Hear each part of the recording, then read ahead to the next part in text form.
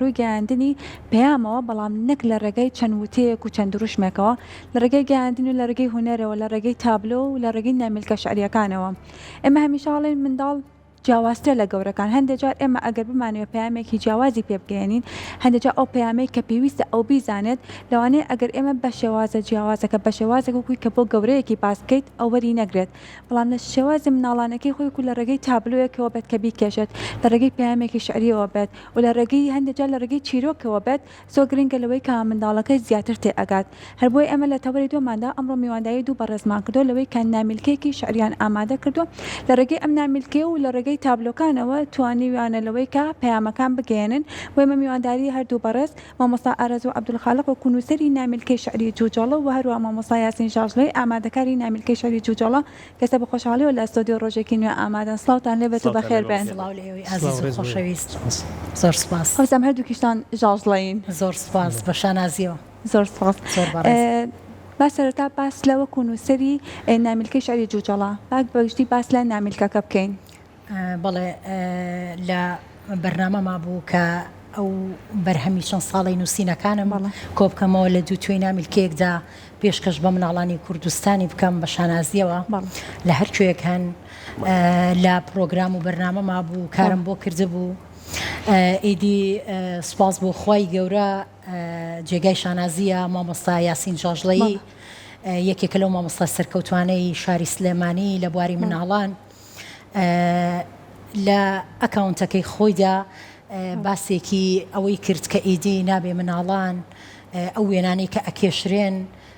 چیدی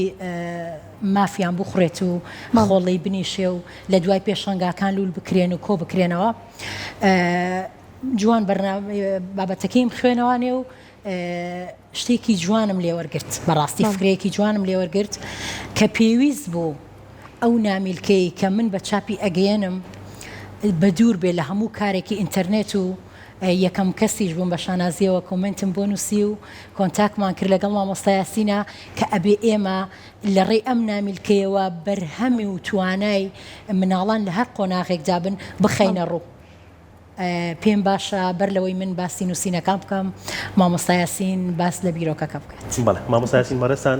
چیتان کردو لەم نامیلکەیە ئەگەر باسێکی ئەم نامیلکەیە بکەی کاری بەڕێستان لەم نامیلکەیە وەکو ئامادەکارێک چۆن بووە و پێویستە دیزاینی کتێبێک کە تایبەت بە مناڵان چۆن بێ بەگشتی سەرتا سوپاسان دەکەم ڕاستێکی کاتی خۆی بڵێ بیرۆکەیەکم بۆ هات کە ئەویش لە کردنەوەی پێشەنگاکانی ساڵانی قوتابخانەکەم تقریبا هەزارە هەند تابلۆ نمایشەکەیە دوای ماوەیەک تۆ کە بتێ ئەرشیفەکەی ساڵێک دوو ساڵ نابات لە ناوەچێت بیرم لەوە کردو چۆن بتوانین ئەم تابلوانە ئەرشیف بکەین یەکێک لە ئەرشیفەکان لە ڕێی ئەم نامیلکانەوە کە تابلۆکانیان بەکاربێن لە باتی ڕسمێت لە گوگڵە وەرگریت مناڵەکان خۆیان بەشداریان بیان کەینە چەق لە ناو ئەدەبی مناڵانە ئیترمەوەکەیەک هەر لام بوو لێرە بدوەسێنم مامۆستا یاسین کەواتە هەموو ئەم وێنانەی لەم تابلۆ لەم نامیلکەیە بەکار هاتووە مناڵان خۆیان نەخشانویان و بەڕێستان وەکو ئەرشیفکردن لەم نامیلکەیە ئەرشیفتان کردو هەموو دەستکردی مناڵان خۆیانە مناڵی بەهرەمانی جوڵێ تقریبا زیاتر لە 27 تابلۆی تایە لەگەڵ هۆندراوەکانە هەر هۆندراوەیەک بەرامبەری تابلۆیەک گزارش دەکات لە هۆندراوەکە زۆر باشە ئەمە لە خۆیان بڵێ ئەرشیفکردنی هونەرە دوو دەرخستنی توانێ مناڵانە یعنی پێویستە مناڵانی کە بەهرەمەندن ئەمەکو پێشنگای گوایەوە باشە لەمان کاتیژە ئەبێت ئەرشیفێکی گەورە هەم ئەدەبی هەم هونەری ناو دینای من ئەدەبی مناڵان زۆر باشە بیرۆکەکە بوویتە بە خۆشحاڵیەوە خاتو ئارەزوو پەسەندی کردمیش دیزاینەکەم بۆ کردەمەوەی تابلۆکانیشمان لەگەڵ یادانە کەواتە مامۆستا ئارەزوو ئەتوانین بڵێن لەوەی کە ئەمە ئاوێتەکردنی هەم شعرە لەگەڵ تابلۆکانەوانن کە منداڵەکان خۆیان کێشاویانە بڵێ دوای ئەوەی کە لە دوای بیرۆکەی مامۆستا یاسین لە پێشانگایەکی قوتابخانەی خەونینە حکومی بانگێشت کرابووم دوای ئەوەی تابلۆکانم بینی بەڕاستی شتی زۆر تایبەتی تیا بوو تەنانەت قوتابی تیا بوو لە یەکی بنەڕەتی بوو ینی قوتابیەک لە یەکی بنەڕەتی بێ و بتوانێ بە شانازیەوە یەکێ لە وێنانە وێنەی قوتابیەکە لە پۆلیەکی بنەڕەتیە کاتێک کە ئەو وێنانم بینی ئەوە مامۆستا یاسینیش ئەم بیرۆکەی هەبوو ئیتر بەیەکەوە هەر لەگەڵ ئەو قوتابخانەیە بە شانازیەوە و هەروەها لەگەڵ قوتابخانە ناحکومی و حکومیەکان بەیەکەوە ئێمە هەوڵماندا چەند وێنەیە کۆ بکەینەوە قوتابی بەهرەمەند و چەند ئامانجێکشمانە بوو وەک بەڕێز مامۆستا یاسین ئاماژەی پێدا یەکەم ئامانجمان ئەمە ببێت بە دەستپێکێک و سەرەتایەک بۆ سەرجەم نووسەرانی بواری مناڵان کە ئەم نامیلکەیە بچێتە بەردەم یەکێک ئەو ئازیزانە یاخود ئەو کاربەدەستانەی تەنانەت من لێرەوە داوا لە وەزارەتی پەروەردە و کەرتی پەروەردە ئەەکەم هەوڵ بدەن ئێمە هینمان هەیە کتێبی بەهامان هەیە بەها کۆمەڵایەتیەکانمان هەیە بە تایبەتی لە سەرەتاییەکان من لەگەڵ بەڕێز مامۆستا بەهرۆز ئەو گفتوگۆیەمان کرد ئەگەر بتوانن بکرێتە بەرنامەیەک تەنانەت ئەو قوتابیە بەهرەمەندانە وێنەکانیان کۆنتاک بکرێت لەگەڵ بابەتی بەها کۆمەڵایەتیەکانە هەتاوەکو مێژوو ئەمێنێتەوە خۆی دووبارە ئەکاتەوە لە چەند کتێبێکی تردا و لە چەند نامیلکێکی تردا هەروەها هەر لێرەوە لەم کەناڵە جوانەوە داوا لەسەر جەم نووسەرانی بواری ئەدەبیاتی مناڵانەکەم لە هەر کوێیەکەن لە هەر چوار پارچەی کوردستان و لە دەرەوەی وڵات هەوڵ بدەن ئەم کارە بکەن ئەو نامیلکانە بە شێوازێک بێ کە ئەو قوتابیە هەتا ماوە بەسنگەوە بگرێ بە عاشقەوە بەسنگەوە بگرێ لەوانەیە ئەو قوتابیە تەمەنێک بێ بگاتە ئەوەی کە نەوەی خۆی هەبێ مناڵی خۆی هەبێ شانازی بە و بەرامەی خۆیەوە بکە تایبەتمەندی نووسینێک تایبەت بێ بە مناڵان نووسەرێک کە لە ئەدەبیاتی مناڵانە کارەکات پێویستە چۆن بنووسێ پێویستە ئەو بابەتانەی کە هەڵێ بژێرێت چی بێت ئەگەر بابەتەکە چیرۆک بێت ئەو چیرۆکە چی بێت ئەگەر شعرێک بێت شعرەکە لەسەر چی بێت تاکو ئەو مناڵە خۆشەویستی هەبێت بۆ ئەو کتێبە بۆ ئەو نامیلکەیە و لای خۆی بیباڵ ئێستا من لێرەوە ویستم ئەو ڕوونکردنەوەیە بم لە پێش ئەوی وەڵامی پرسیارەکە بمەوە لێرە کە ئەڵەی جوجەڵا ئێمە چەندەها نووسەرمانەیە هەر لە ناو سلێمانی جوجەڵەی هەیە بۆ نمونە هەر یەکێک لە ئێمە لە نووسەرەکان هەر یەکێک لە ئارزومەندانی خۆی ناونیشان هەڵەبژێنێ من وەکو ئارزوو بۆ جوجەڵەم هەڵبژارد جوجەڵا هەمومان بینیمانە و پاک و بەری و جوان و هەموو مناڵێکش خۆشیەیە بە تایبەتی دیکە ئەبێ بە وەرزی هاوین مناڵان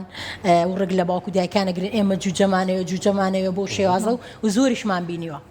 کاتێک مناڵ ئەم وێنەیە ئەبینێ و ناونیشانەکە سەرنجی ڕاکێشێ ئەمە تەنها پێشبینی خۆم بووە و تەنها بیرۆکەی خۆم بووە کە من ناوی بنێم جوجەڵە و لە هەمان کاتا جوجەڵە یەکێکە لە شعرەکان لە ناو نامیلکەکە کە بە خۆشحاڵیەوە بۆ مناڵی باخچەش گونجاوە ئەنجا شتێکی ترکە زۆر گرنگە لە نووسینی ئەدەبیاتی مناڵاندا بۆ وەڵامی پرسیارەکەتان بە شێوازێک بنووسرێ لەگەڵ ئەو مناڵە بگونجێ ئێستا شعرێکە بۆ تەمەنێکی گەورە ئەنووسرێ زۆر جیاوازترێ لەگەڵ شعرێک کە بۆ مناڵان ئەنووسرێ ئەنجا شعری مناڵان حڕنیە شعری مناڵان وەزن و قافیەیە مناڵێک لە ماڵەوە نامیلکەکە ئەبینە یاخود گوێبیستی گۆرانیەک ئەبێ بە شعری مناڵان ئەها لەسەر زاری یەکسەر لەبەریەکە بە شێوازێک ئەبێ بنووسرێ ڕەوان بێ لەسەر زار هەروەها وشەکانی کوردی پەتی بێ وشەیەکیش بێ معقەد نەبێ من بە نمونە ئەگەر کاتە بێ یەکێ لەو شعرانە بخێنەوە باسی وانەی کوردی بکەین بۆ نمونە وانەی کوردی بمانەوە نەمانەوە قوتابی کە باسی منهەجەکەی حەزی لە منهەج نییە ئەمە ڕاستیەکە و حاشا هەڵنەگرانی هەمومان نەزانین لێرە ئێمە وانەی کوردی لەبەرەوەی زمانی خۆمانە زمانی باو باپیرانمانە و جێگای شانازیمانە لێرە بە شێوازێکی ڕەوان خستومانەتە سەرزاری مناڵانی کوردستان و لە هەمان کاتیشدا قوتابی خۆشەویستە ناسە سەفین کە قوتابیەکی بەهرەمەندە مامۆستای وانەی کوردی بۆ کێشاوین و زۆر بە شانازیەوە ئێمە لە شارەکەدا بەکارمانێناوە وانەی کوردی زۆر خۆشە دڵم بۆی بە پەرۆشە بە پیتی کوردی زۆر جوان من دەنووسم کوردستان بەڕۆح و دڵی پاکم خۆشم دەوێ گشت خاکم کوردستانە ئەوینم پەیوەستە پێوەی ژینم لە قوتابیە فێرەکەین ئەو مناڵە جارێ نەچۆتە قۆناغی خوێندنەوە لە ڕێی ئەم شعرەوە ئێمە پەیامێکمان بووی هەیە یەک نیشتیمانەکەی خۆش بوێ دوو زاراوە و زمانی با و باپیرانی خۆش بوێ چکە بەداخە و جێگای داخە لەلایەک جێگای شانازی و لەلایەک جێگای داخە کە قوتابیان ئێستا زیاتر بە زمانی ئینگلیزی قسەکەن تەنانەت لە ناو خێزانەکاندا خەریکە وردە وردە زمانی کوردی کاڵ ئەبێتەوە کە بەداخەوە پێویستە زمانی با و باپیر هەمیشە شانازی پێوە بکرێن ئەبێ شعری مناڵان ڕەوان بێت لە سەرزار هەروەها بە وەزن و قافیە بێت هەروەها لەگەڵ تەمەنی مناڵەکە بگونجێت. ئێستا من ناتوانم ئەمە بۆ مناڵێک بنووسم کە خوار 18 ساڵ لە بینی 18 بۆ 12 بێت بۆ خوارترا یعنی لە باخچەوە هەتاوەکو تەمەنی 12 ساڵان بەڵێ کەواتە باشمە لای مامۆستا یاسین مامۆستا یاسین تا چەند گرنگە لەوەی کاتێک کە ئێماڵین پەیامەکان پێویستە بە شێوازێکی جیاواز بگەنرێت بە منداڵەکان وەکو مامۆستا ئارەزوش ئاماژەی بۆ کردەوەی کە پێویستە هەم زمانەکەی هەم ئەم شێوازێک کە بەکارێت جیاوازتر بێت بۆ مناڵان تا چەند پێویستە گرنگی بۆ بدرێت لەوەی کە هەندێک جار لەوانەیە مەگەر بە پەیامێکی بە دروشمێکی جیاوازتر ئەو پەیامە بە مناڵەکان بڵێن تێنەگەن بەڵام لە ڕێگەی شعرێکەوە لە ڕێگەی وێنەیەکەوە ئەزم بیرم لەوە کردو کە من کوڕەکەم 3 ساڵە لەوەی کە ناتوانێت بخوێنێتەوە بەڵام لە ڕێگەی وێنەکەەوە لەوانەیە بتوانم سەرنجی ڕابکێشم لەوانەیە بتوانم خۆم چیرۆکەکەی تێبگەێنم کاتێ تا چەند پێویستە ئەم پەروەدە گرنگی بات بەمانە بەم جۆرە نامیلکانە بڵێ خۆی مەسەلەی هێنانی وێنە بۆ ناو نامیلکە مێژۆکە گەوتەوە بۆ 1970ەکان لە بەریتانیا و بڵێ دوای هاتە ئەڵمانیا و ئەوروپا و بە جیانە بڵاو بێتەوە گرنگی ئەمە چی بوو کاتی خۆشی ئەو قافیانەی کە دانرا بۆ سەردەمی خۆی قورس بووە هەنی مناڵ نەیتوانێت زۆر هەزمی بکە بۆی وێنیان داناوە بۆی مناڵ زیاتر لی تێ بکە بەڵام وێنەکان ئەو کاتە گەورە کێشاوێتی ئێستاش لە وڵاتیمە بڵێ کەمترین عادەت کە نامیلکە دەرەچێ وێنەکانی بەدەست کێشراوێ هەمووی لە گوگڵەوانە وەرەگیرێت و شتێکە بڵێ مردووە مناڵ ناتوانێت لی تێ بگە ساگە سێری وێنە بکەین مناڵ یەکتر تێگا لە وێنەکردرا زۆر جا من تێبینیم کردو مناڵێک وێنەیەکی کردو ئەوانی تر کردوانە تۆ بێ ئەوەی هیچ ڕوونکردنەوەیەک باپیان بەس من کە مامەسان وێنەیەکیان بۆ بکەم ئەی بە ڕوونکردنەوە بە چەند ستێپێکی نەک ستێپێک اینجا توانێت تێبگە ئەو وێنێ بکاتەوە هەتا ئەو دنیای مناڵان خۆیان زۆر باشێتر تێگەن تۆ کە هۆنراوەیەک دانی بەرامبەری تابلۆیەکە بۆ مناڵێک کە نەیتوانێت بیخوێنێتەوە بۆ نمونە قۆناکانی ڕەوزەیە باخچەیانێتە تا بڵێ پۆلی دوژ ناتوانێت بۆ شێوازە بە جوانی بخوێنێتەوە لە ڕسمەکە تێگا یارمەتیدانێکی گەورەی هەیە هەمدوو وەکو بڵێ وەکو دیزاین و وەکو چێژبینین ئەو مناڵە چێژی لێبینێ لە ڕنگ و لەو سەلیقی بەکارهاتوو مامۆستا تایبەتمەندی ئەو وێنەیە ئەبێت چی بێت کە ئەگەر وێنەی مناڵەکە نەبێت بەڕێستان وەکو مامۆستایەک وێنە بۆ قوتابیەکانە کێشن تایبەتمەندی ئەو وێنێت چی بێت کە مناڵەکان لی تێ بکەن تەبەن هەر چونکە وێنە بڵێ بەشێکی گرنگە لە ژیانی ئەمە لە هەموو قۆناغەکە دەوری هەیە بێ بەبی قۆناغەکەش دابنرێ ئێستا وێنەیە کە بۆ ستێپەکانی بڵێ خوارەوێ پۆلی 1 و 2 3 ئەبێت تەواو سادە بێ هێڵەکانی هێڵی ڕێک نەبێت هێڵی تێکشکاو بێت ئەندازەیی نەبێت چکامانە مناڵ ناتوانێت سیتەری بەسەر بکە باشە بەکارهێنانی ڕنگ لە ڕەنگە ئەبێت تەواوی ڕەنگەکان بەکار بێت چکە دنیای مناڵ واتە ڕەنگ وردەوە دەکە تەمەنی گەورابێت ترەجێتە سەر ڕەش و سپی و وێنەکانی ترۆمانە اینا مناڵ بە ڕەنگ زۆر جار هەر یەکسە بە ڕەنگی ژوێ ناکە ڕساش بەکار نایە بەڵێ وردە لەگەڵ تەمەنایمە کۆمەڵەکەمە وای گەورابین وردە ڕەش و سپیەتە ژیانمانەوەی اینا مناڵ دنیاکەی ئەوەی ڕەنگە وێسام لەم دیزاینە هەوڵماوە هەمووی بە ڕەنگ داڕێژە هەر پەڕۆ ڕەنگێ بێت چونکە دنیای مناڵ سەلیقەی مناڵ لەو شێوازەیە چێژەکە لەوە بینێت هەر قۆناغەش وە بێ وێنەی خۆی بۆ دابنێت بۆ قۆناغی پۆلی 6 ئەبێت زیاتر تۆزی ئەکادیمیتیا بێت ئەوانەی خوارەوانێ زیاتر ئازادە لە کێشانی هێڵەکان لە کێشانی ڕەنگەکان ئازادە بۆ نمونە دارێک دروستەکە لەوانێت دارەکە خۆی سەوز بۆ ڕێنگ ترێتە هیچ کێشە نییە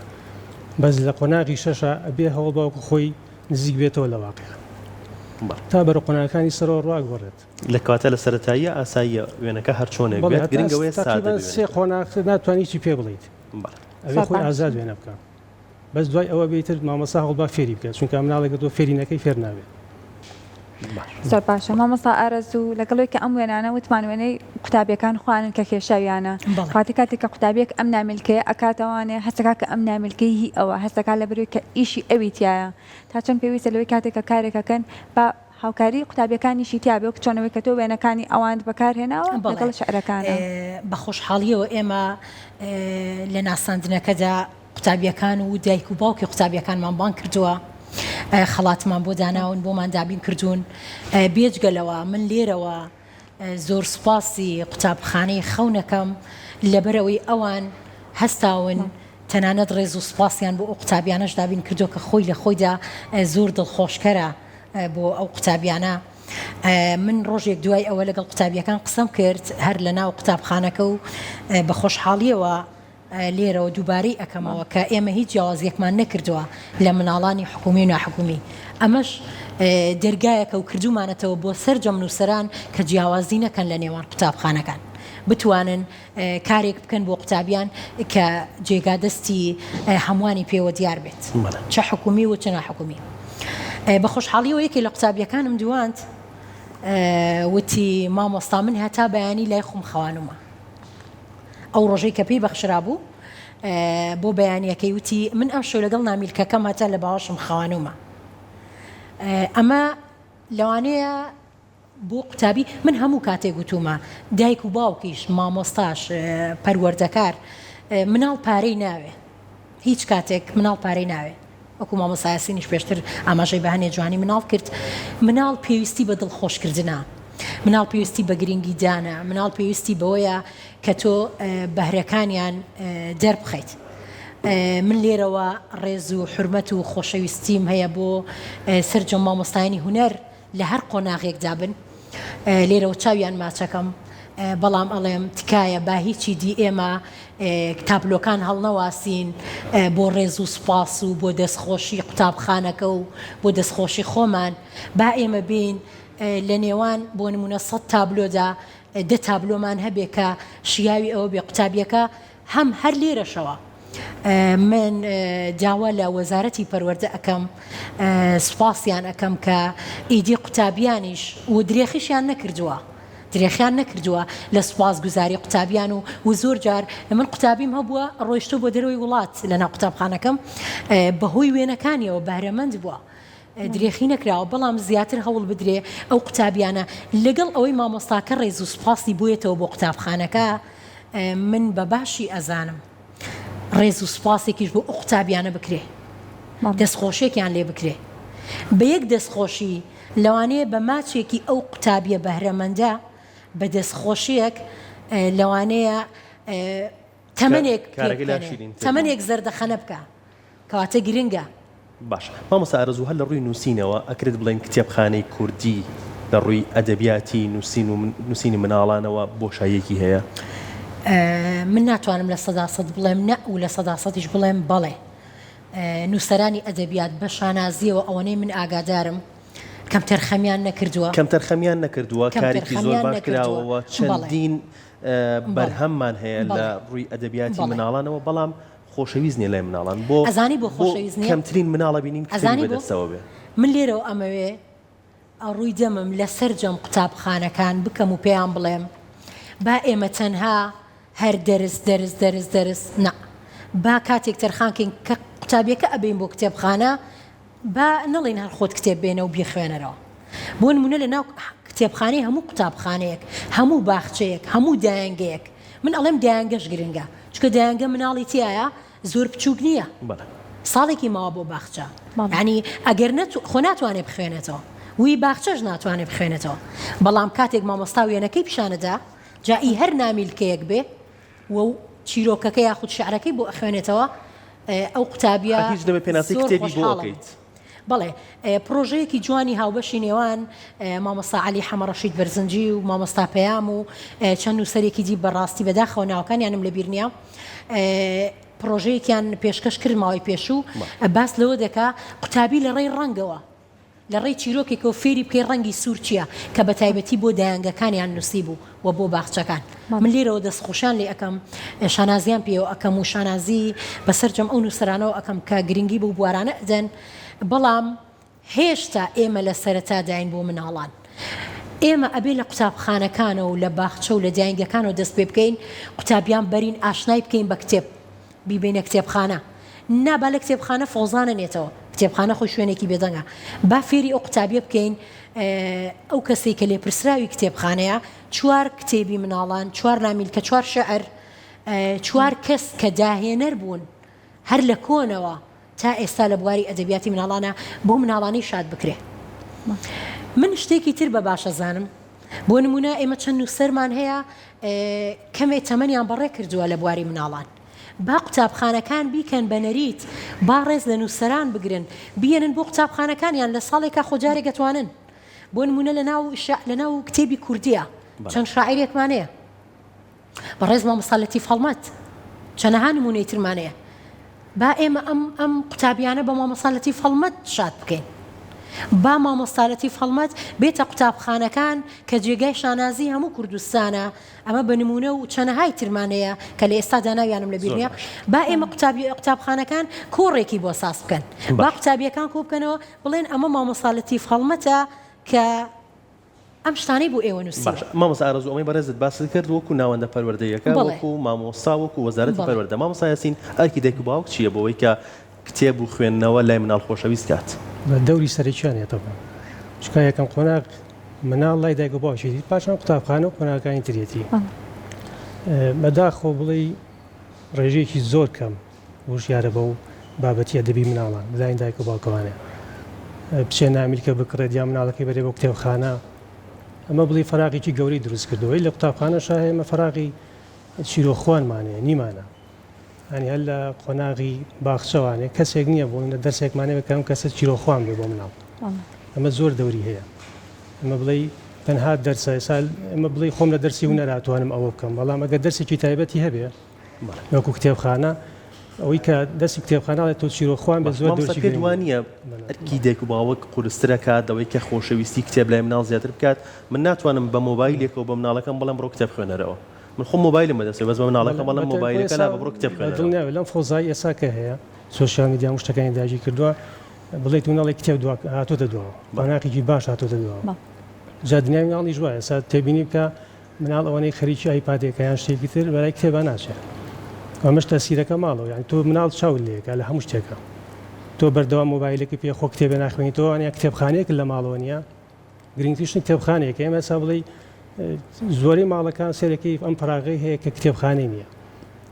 بۆ کتێبخانەیەکی مناڵان ئەگەر هەبێت دەتوانێت ئەم بۆشایە پڕکاتەوانی ئەو کێشەیە نامێنێ وەردە بەرەو چارەسەرکردن بڕوە زۆر باشە جامل لە کۆتاییدا پێم خۆشە مامۆستا ئارەزوو لەوەی کە ساڵانێکی زۆرە لە بواری ئەدەب و نووسین تایبەت بە منداڵان کارت کردووە ئەگەر بە کورتیژە باس لە ئەزمموی چەند ساڵت بکەی لەوەی کەسە من چەند گۆڤارێکم لە بەردەستدا گۆڤاری پەپولەیە کە لەو کاتەوە وەزام تەمەنت زۆ مناڵ بە لەو کاتەوە کە تۆ دەستت کردووە بە بواری ئەدەب و نووسین کە بە شێوەیەکی زۆر کورت بەمان باس بکەیت زۆر سپاس بە خۆشحاڵیەوە هەر لە سەرەتایی قۆناغی بنەڕەتیمە و بۆ ئامادەیی ینی هەستم کردووە کە ئەتوانم شتێک بنووسم ئەتوانم نوکە قەڵەمێک بەسەر لاپەڕدا بنەخشێنم دوای ئەوەی کە هەستم کردووە زیاتر بە حکمی ئەوەی پورزا و ئامۆزا و کەس و کار و ئەو کاتە قوتابی بووم ئەوان لە تەمەنێکی مناڵتر بوون زۆر هاوبەشی بە شانازیەوە هاوبەشی جەژنی مناڵانمانە کرد شانۆگەریەکان هەروەها یادەکان لە سلێمانی کە بە خۆشحاڵی و هیچ کاتێ فەرامۆژ نەکراوە ئیدی هەستمە کرد ئەبێ من بۆ دنیای مناڵان بنووسم خۆ مناڵ بووم بەڵام حەزمە کرد بنووسم هەر بۆیە بە شانازیەوە لەم کەناڵە جوانەی کورساتەوە من سوپاس و پێزانینم بۆ مناڵ پارێزی کوردستان و گۆڤاری پەپولە و تەلەڤیزۆنی خاکەیە کە لەو سەردەمەدا من خوێندکار بووم ئەوان مادی و معنەوی دەستی منیان گرت بابەتەکانم لە گۆڤاری پەپولە بە خۆشحاڵیەوە بڵاو کرایەوە سەرەتا بە چیرۆک دەستم پێ کرد لەگەڵەوەی تەمەنەکەم مناڵ بوو بەڵام چیرۆکەکانم قبوڵەکرا زۆر دڵخۆش بووم لەگەڵ مامۆستا یاسینی بەڕێزا باسی ئەوەمان کرد وتم چۆن من دەستگیرۆیی کرام بۆ نووسین لە کاتێکدا کە مناڵ بووم هەرزەکار بووم و لە دواییدا قۆناغی ئامادەی و بەرەو زانکۆ ئەم قوتابیانش کە لێرەدا مەوجودن و تابلۆکانیان لە جوجەڵەدا مەوجودە بۆ نمونە بەیانی ئەم قوتابیە ئەگەر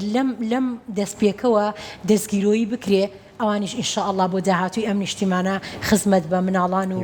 بواری پەروەردە و جوانیەکانی ئەم وڵاتە کرد. هیوای سەرکەوتنە بۆ خوازیین هیوادارین بەردەوام بن لەم کارانە بۆ مناڵان بە خزمەتکردن بە مناڵان. زۆر سپاس بۆ ئێوە، سپاس بۆ ئامادەبوونتان. سپاس بۆ کەناڵە جوانەکەی کورسات هەمیشە گەشاوە بن. زۆر سپاس بۆ ئامادەبوونتان. وڵات زان لەگەڵتان بەردەوامی نەچینە